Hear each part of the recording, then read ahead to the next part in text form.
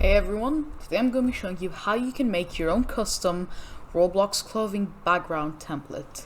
Now let's get started. First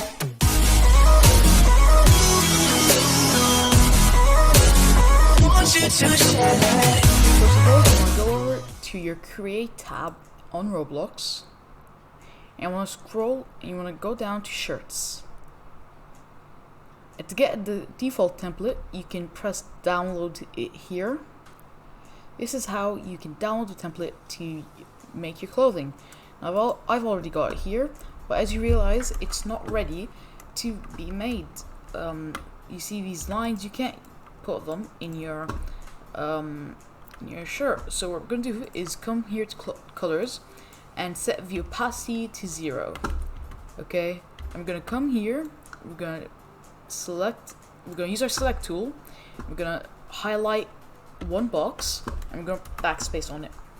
And you want to do that for all the boxes until they are all until it is completely transparent. So I'm going to fast forward when I've completed this. Alright guys, so now I have my transparent template here.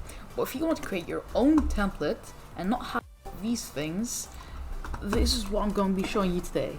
Alright, keep in mind that the left side is the right arm and the right side is the left arm. Alright, a bit weird. So, what I like to do is get a solid color for my templates. So I'm just going to pick any random color, such as red, and I made a new layer here. I'm going to use my magic tool and select the entire layer and backspace. So now my layer is red, as you can see here. If I drag it behind, it shows in the transparent area. Now, this is not exactly what I want. I want this area to be red. So what do? We're going to just temporarily set this transparent area to temporary color. And now what we're going to do is we're going to set our opacity back to 0 and delete this area.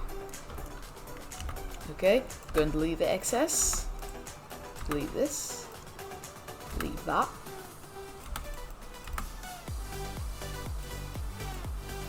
You don't need this text in your template.